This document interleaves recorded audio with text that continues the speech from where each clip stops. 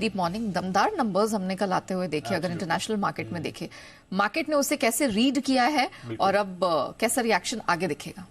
अच्छा मूड हो गया है मार्केट का। एक कल बात भी कर रहे थे अनिल जी, जब अपनी स्ट्रैटेजी बता रहे थे कि लग रहा है कि अब जो बाजार में एक करेक्शन आना था वो हो चुका है। हमारे बाजार में बढ़िया रिबाउंड आपने देखा और ग्लोबल मार्केट्स में भी आपको एक अच्छा मूड आते हुए दिख रहा है।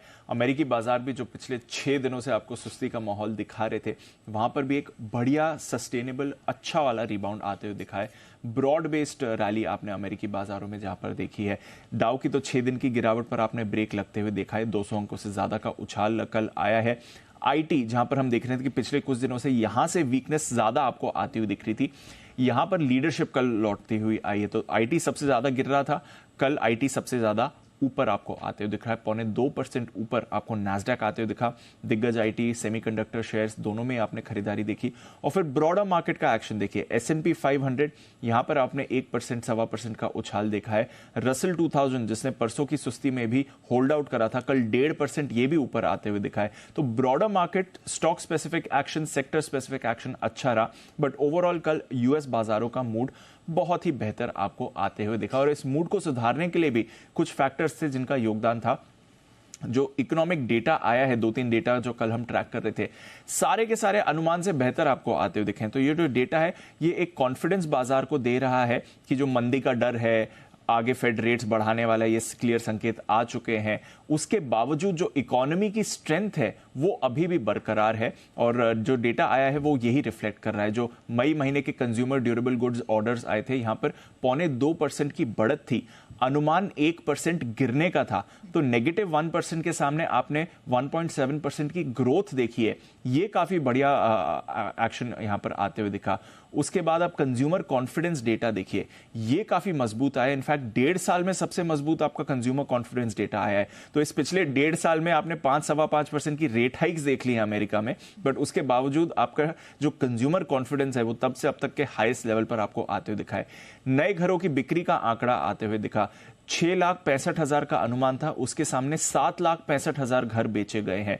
तो बहुत ही बढ़िया आंकड़ा आपको आते हुए दिखा। अनुमान से 1 लाख घर ज्यादा बेचे गए हैं नए घरों की बिक्री की अगर आप बात करें। तो ये तीनों जो डेटा पॉइंट्स आए वो रिफ्लेक्ट कर रहे हैं कि इकोनॉमी में काफी स्ट्रेंथ है। रेट हाइक्स जो अब तक हो चुकी हैं और आगे होने की संभावना है, उसके बावजूद जो बाजार का मूड है, जो कंज्यूमर का मूड है और जो इकोनॉमी में स्ट्रेंथ है वो अभी भी बरकरार है और इसकी वजह से बाजार में आपको तेजी लौटती हुई देखी। थोड़ा कल बॉन्ड यील्ड आपके लिए बढ़कर आई है, 3.76% पर आ गई है, क्योंकि बाजार तैयार हो रहे हैं कि अब ये जो डेटा मजबूती दिखा रहा है, क्लियर इंडिकेशन दे रहा है कि जुलाई में जो फेड है वो रेट हाइक्स कर सकता है। अभी भी 75% जानकार मान रहे हैं कि जुलाई पॉलिसी में 1/4% रेट हाइक होगी। इसकी थोड़ी क्लैरिटी आज आपको मिल सकती है क्योंकि फेड के चेयरमैन जो हैं जेरोम पावेल साहब, वो ईसीबी का एक सेंट्रल बैंकिंग फोरम चल रहा है फिलहाल यूरोप में, वहां पर ये कुछ भाषण देने वाले हैं। तो वहां पर आगे का आउटलुक क्या देते हैं इकोनॉमी पर, रेट्स पर, ये इंपॉर्टेंट रहेगा। तो ये कमेंट्री आज आपके लिए आने वाली है और साथ ही पर्सनल कंजम्पशन एक्सपेंडिचर डेटा आने वाला है। ये भी काफी इंपॉर्टेंट रहता है। फेड जब अपनी पॉलिसी बताता है तो इस डेटा को काफी क्लोजली ट्रैक करता है। ये 4.4% से बढ़कर 4.6% पर आ सकता है। तो ये 2 की फैक्टर्स हैं जिस पर आज शाम आपको बाजार रिएक्ट करते हुए दिख सकते हैं।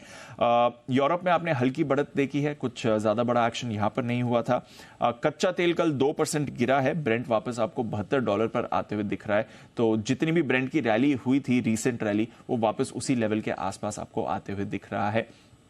मांग घटने की आशंका है सेंट्रल बैंक्स की तरफ से और रेट्स बढ़ने की संभावना है। जैसा मैं फेड की बात तो कर ही रहा था, ये जो यूरोपियन सेंट्रल बैंकिंग फोरम है इसमें क्रिस्टीन लगार्ड जो ईसीबी की चेयरमैन है, उन्होंने भी कल बयान दिया है और वो कह रही हैं कि अब उन्हें लग रहा है कि इन्फ्लेशन काफी लंबे समय तक स्टिकी रहने वाला है, यानी कि इन्हीं लेवल्स के आसपास रहने वाला है। तो जो इन्फ्लेशन की चिंता है उस पर अभी भी आपके लिए सख्त कमेंट्री आ रही है। तो इसका इंपैक्ट आपने कल कच्चे तेल में देखा है, जहां पर डर है कि मांग आपको गिरते हुए दिख सकती है। सोना चांदी दायरे में थे। बेस मेटल्स में आपने अच्छी रैली देखी है, सिर्फ कॉपर एक था जो कमजोर था, बाकी सारे बेस मेटल्स में आपने अच्छी मूव देखी है। कॉपर 2 हफ्तों के निचले स्तर पर लुढ़क चुका है। एग्री कमोडिटीज में भी हमने ऊपरी स्तरों से थोड़ी मुनाफा वसूली आती हुई देखी, बट ओवरऑल सुस्ती के बाद एक बढ़िया रिबाउंड आया है बाजार में। इकोनॉमिक डेटा थोड़ा कॉन्फिडेंस जता रहा है, देखना पड़ेगा इस पर बाजार आज और आगे रिएक्ट करते हैं या नहीं। ओके कल हमने भी तगड़ी मूवमेंट हमारे मार्केट्स में देखी है, तो अब देखना होगा कि इन क्यूज को हमारे मार्केट आज कैसे बचाते हैं। धन्यवाद दीपू, पूरी डिटेल दर्शकों के सामने रखने के लिए।